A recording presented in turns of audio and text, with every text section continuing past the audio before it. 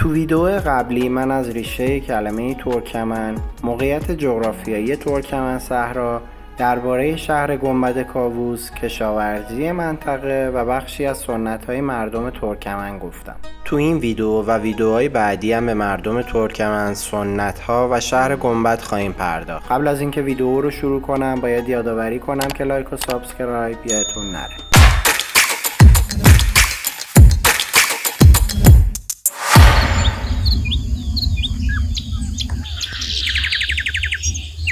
اجازه بدید اول از همه از مخدوم قلی فراغی، شاعر معروف ترکمن‌ها صحبت کنیم. اون در بین سالهای 1102 تا 1176 هجری شمسی در روستایی در نزدیکی گنبد کاووس زندگی می‌کرده.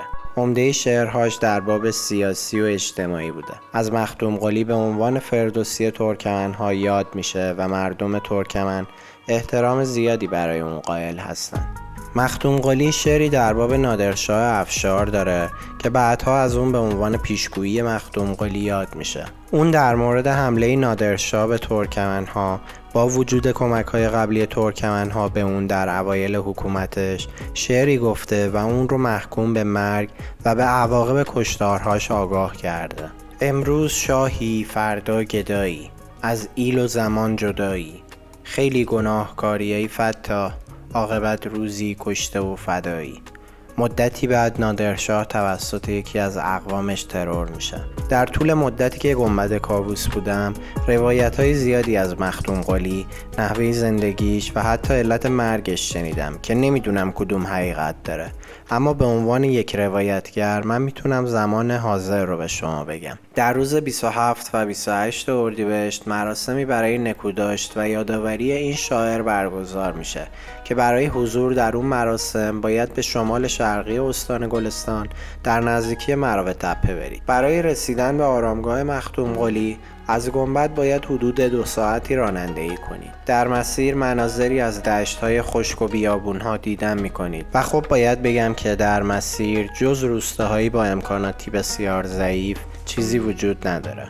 اگر در روز نکوداشت مخدوم قلی به این آرامگاه سفر کنید، اولین اتفاق شوکه شدنتون خواهد بود. شما نمیدونید به چه دلیل این مکان انقدر شلوغه، اما تا جایی که من متوجه شدم حتی افراد تاثیرگذار منطقه هم در این مراسم شرکت میکنن.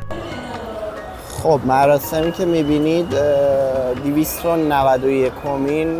سال روز نکوداشت مراسم مخدوم قلی شاعر به نام ترکمن‌ها، چه در ترکمنستان و چه در ایران. این مراسم رسمی این سال روزه که خب پخش تلویزیونی هم داره. اما این سال روز بخش غیر رسمی هم داره که در حاشیه این مراسم شاعران، خوانندگان و هنرمندان ترکمن کارهاشون رو اجرا میکنن و خب این میتونه یکی از علتهای حضور جمعیت زیاد باشه. به این صورت که مراسم رسمی صبح تا عصر روز 27 اردیبهشت برگزار میشه و تا عصر 28 اردیبهشت ماه زمان برگزاری مراسم غیر رسمیه.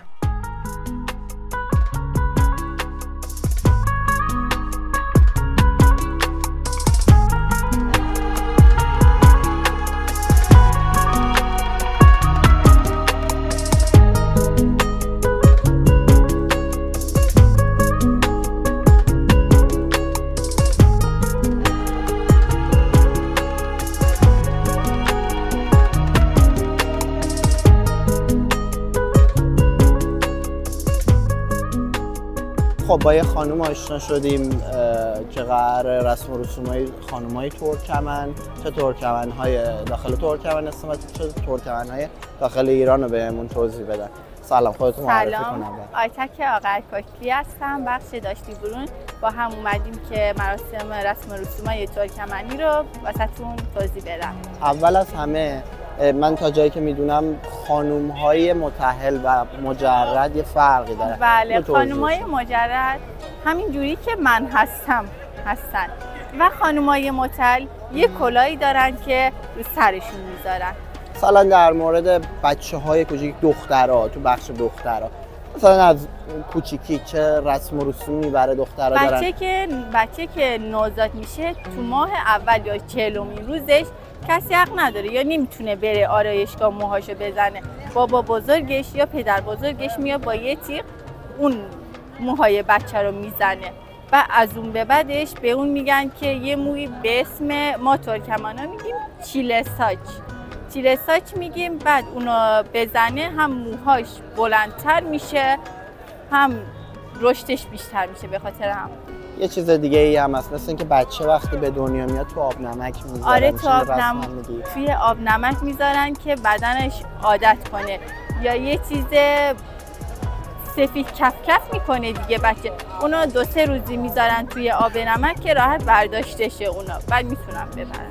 خب یه چیز دیگه هم هست که وقتی بچه نوزاد متولد میشه ما بهش میگیم یه قناق، یه ملافه‌ای هست اونو میپیچونن دوره بچه. خب راحت دست و پاشو راحت نگه داره. بعد از اون شل نشه اینا، بعد یک هفته یا 4-5 روز اونو برمیدارن که بچه خودش تو تاب اینا میذارن. ببین یه چیز دیگه ای مثلا در مورد خانمایی که متأهل میشن، من میدونم که برادر داماد و مثلا پدر و عموها هیچ موقع دیگه بعد از اون که ازدواج میکنه نباید ببیننش، چون حالا ازدواج فامیلی هم تو اینا زیاده. من تا جایی که میدونم آره. مثلا داییت، اگر شما با پسر داییت ازدواج کرده باشی بعد از اینکه ازدواج میکنی دیگه داییت رو نمیتونی نگاه کنی. آره همیشه باید روش پوشیده باشه، مخصوصا از پدر داماد، از مادر شوهرش که میتونه باز کنه، چون تو عروسی‌ها یه چارقات یا یه روسری که موقعی که اون چشوه تو سرشه میندازه مادر شوهره، بعد یعنی صورت عروس رو باز کرده، بعد باز میکنه، بعد لزومی نداره که بخواد از مادر شوهرش بپوشونه. اگه میخواد دایی اینا باز کنه، دایی یعنی بهش یه کادویی میده که میتونه ازش روشو باز کنه. به خاطر همونه. خب این دلیلش هم میدونی چیه؟ چرا این کارو میکنه؟ احترام میذارن. به خاطر احترام. تا جایی که من میدونم هر مردی که تو فامیل شوهر سنش از عروس بیشتر باشه باید روشو آره بله. خب در مورد عروسیای ترکمن‌ها هم میگی حالا خانوماشون چه رسمایی رو باید رعایت کنن؟ عروسیاشون چند روز؟ چون میدونم طولانیه مثلا که عروسی. بعضیاشون هستن یه هفته‌ای میگیرن، بعضیاشون 2-3 روزه‌ای، بستگی به قبل از یه هفته یه خونه میسازیم به نام آقاجوی میگیم.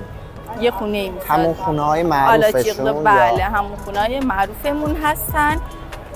بعد 7 روز جلوتر اونو میذاریم، بعد 2 ماشین رو کجوه میکنیم با زیورالات سنتی تزیینش میکنیم و روز عروسی که میرسه میریم خونه عروس. خونه که عروس که رفتیم تمام کادوهایی که ما گرفتیم و به عروس میدیم اونجا و عروس میاریم وسط خونه میشونیم و روی عروس به نام چشو میندازیم. چیه چشو؟ یه پارچه قرمز رنگه و با رنگای دیگه هم قاطی میشه و اونو میندازیم بالا سر عروس و عروس رو میاریم خونه دومادینا. بعد موقعی که رسیده یا سوار شتر میکنن، نزدیک با شتر میاریم. بعد از این که بخوام بگم شتر که وارد میشه، عروس بخواد اول سوار بشه یکم هله‌هله‌ای داره، یکم عروس رو بترسونن اینا، به خاطر همونه. بعدش که بخوام بگم عروس که حساب ببره عروس آوردیم خونه دوماد، آردو روی سر عروس میپاشن. درسته. بعد عروسه باید توی اون خونه با پای راستش اول باید وارد شه.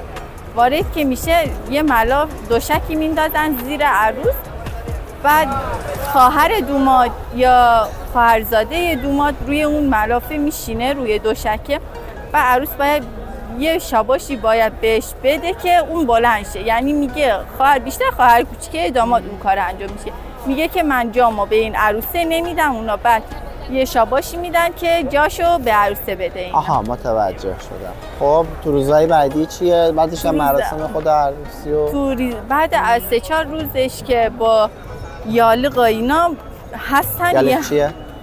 یه روسری هست. اونم یه مدل روسری. آره اونو 7 روز اونو میپوشن، اون فرق داره. 7 روز که اونو پوشیدن، بعد 7 روزش ما دوباره عروس رو میبریم خونه خودشون. بعد 2-3 روز اونجا میخوابه، اونا بعد دوباره میارن خونه دوماد. بعد از توی این 7 روزی که ازدواج دلتنگیشون کمتر شه. بعد توی این 7 روز تا دامادینا مادر شوهرش اینا نبردن خونه عروس، نباید خودش بره یا خانواده پدرش نباید ببینه. این رسما رو داریم. ببین ترکمنیشون تا جایی که میدونم ترکی آغوزه که خیلی نزدیک به ترکی عمومی ایران، یعنی ما تو زنجان، توی قزوین، همدان، اردبیل، تو این شهرها ما ترکی عمومی داریم که خیلی نزدیک به ترکی آغوز ترکمنیه. خاطر همین من خودم مثلا ترکم اکثر حرفاتون رو متوجه میشم. Bugün geldik merasim Türkmenistan Qoloxan şairlərinin biri Ştagel şairiye getdi. Bəd onun Biştayda şair boldu, fot etdi, zad etdi. Bəd Ştay məruf boldu be aramgah Məxtumqoli deyildi. Bəd her yıl borcedo 27 الی 28 Ştada bir جشن بزرگی برپا بولیا. بعد ترکمنستانان یعنی هر اطرافی که داخل ایرانده بود، تو her şehir, قزوین، سمنان، گلستان هم بندر ترکمن اینا همه yerden bu tay geliyelde که bir dua etsinler، zad etsinler، şunu görmeni geliyelde. من خودم بگم معنیشو، چون همه چی رو فهمیدم. هر جاشو من نتونستم بگم همه رو فهمیدم، ولی جا انداختم تو بگو. هر ساله 27 و 28 اردیبهشت ماه یه مراسمی برای مختومقلی شاعر معروف ترکمن برگزار میشه توی آرامگاهش که داخل ایرانه و از تمام اطراف استان گلستان، سمنان، شاهرود و کشور ترکمنستان میان داخل ایران و یه مراسم نکوداشتی برگزار میکنه که تمام ترکمنای اینجا مراسم‌های مختلفی برگزار میشه. لباساشونو میارن، غذاهاشونو میارن، فرهنگشونو کلا به مدل‌های مختلف به نمایش میذارن، چیزی که جا نذاشتن. نه اوکی.